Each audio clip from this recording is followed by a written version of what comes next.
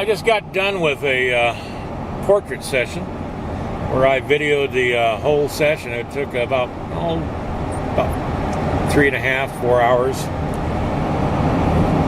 Johnny France is the subject of the portrait. And if you don't know who Johnny France is, look up Incident at Big Sky. He was the sheriff at that time in Madison County. They made a couple of movies, TV movies, and on Fugitive Chronicles, they did a segment, full segment on him and that incident. Johnny's been also in the movie Buck, this real popular movie that's going around right now about this young man.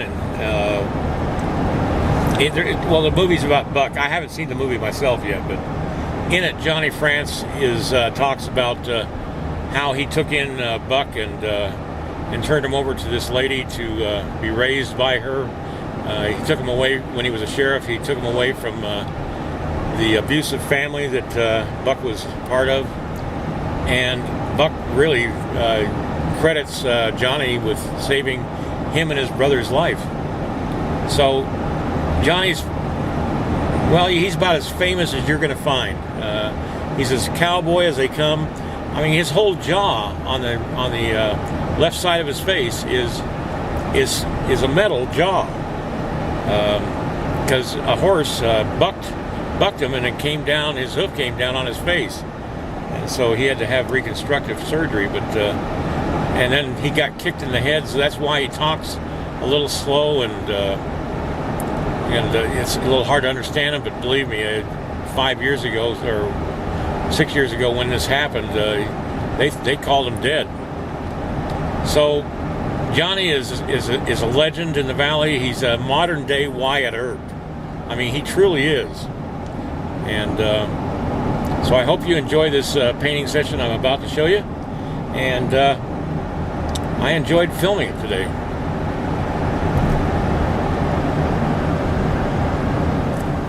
What Todd's doing now is, what are you doing? Just doing thumbnails to get see how I want to place the head. Try to get the basic shapes. Almost 2-3 value. Yeah. Real quick. I think I'm gonna go with this one here. So you're just basically working out the values. Yeah, just the big ear. Good view. Yeah. A lot of wind. Yeah. So Okay, what we're doing is we're setting up Johnny France to be painted by Todd Connor on your left. And Johnny France, of course, is the guy in the leather jacket over there on the stool. So anyway, we're going to set him up with lights and all that stuff before we start. It's going to be about a 3-hour session, so And then someone told me once that John is something you shit in. So I decided to go by Johnny. Johnny, there you go. Yeah, there's a Rev named Johnny too, I think, right? So, yeah, so you grew up here? Oh yeah. I don't wear a headdress, but I am a native. Yeah, there you go. How many generations? Just 2. My dad came from Kentucky to Wyoming, and I was actually born in Casper, Wyoming. Look over here, right? Okay.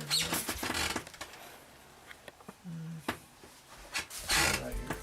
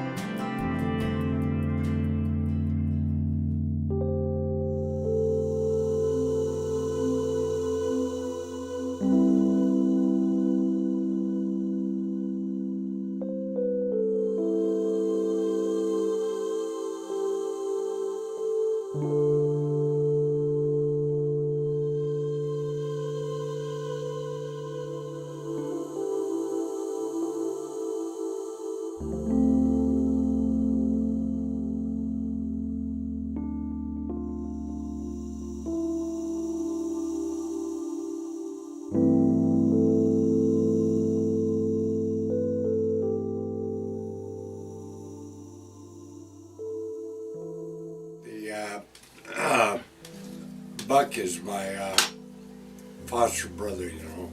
Oh, he is? I didn't know that. Yeah. Buck Brannaman he's talking about. Uh-huh. My foster folks raised him. Kind of a neat story is I was the first of several foster children that the Shirley family raised. I was basically orphaned when I was about 4, and Betsy and Forrest took me in and more or less raised me as their own. So when I was 16, I was working in Wyoming and welding the rough string, and anything that would buck went in my string. So education was not very important. When I was 16, I was a sophomore in high school. I could legally quit school. So that was my intention. I didn't need an education to ride the rough string, and I was punching cows and drawing a man's wages, which was $150 a month. But Shirley's would have nothing to do with that. I was going to get my high school education. Well, when I graduated from high school, I had a party on graduation night, a party in my honor, and I held that diploma above my head, and I said, "Betsy and Forrest, I don't know how I can ever thank you." And Betsy stood up and said, "Well, someday, if a little boy comes along that needs a home, he needs a mother and dad, and he needs direction, give him to me." Along many years later, in law enforcement, I took Buck and his brother out of a very abusive home, and I already had 3 kids of my own and about 6, 7 other foster children, so I was really out of room, and I gave Buck and his brother to Betsy and Forrest. Debt paid. Wow. How cool is that? They just made a movie about that, didn't they? Yeah. About Buck, yeah. About Buck, yeah. You know, if I died tomorrow, my bucket list is about empty. That's I've done about everything. On that movie they did about incident at Big Sky. As I said, I think at some point every little boy has dreamed of being a cowboy. Packing a .45 on his hip, wearing a white Stetson, rescuing the damsel, arresting the perpetrators. I've been there. I've done that. What a ride. Yeah, no kidding. what a ride. What a privilege it is to have you here now. It's what? What a privilege it is to have you here now. Oh, no, as I... You're actually the Wyatt Earp of our time. Yeah. No, You're the Rooster Cogburn of our day. All right, enough bullshit. Let's get back to painting. Harper. Let's get back to painting.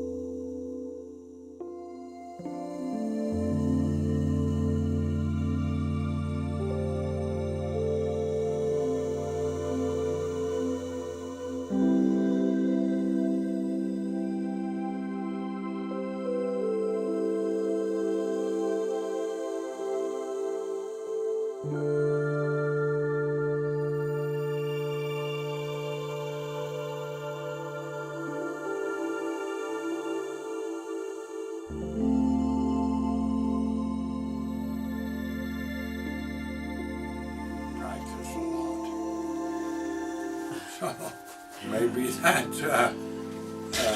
Boy, that looks like him. So just doing that with the hat. That helped, didn't it? Yeah, man alive, did that bring it in. He just added a little white to the hat, Oh yeah. and it just made your I face told pop you it out. wasn't quite.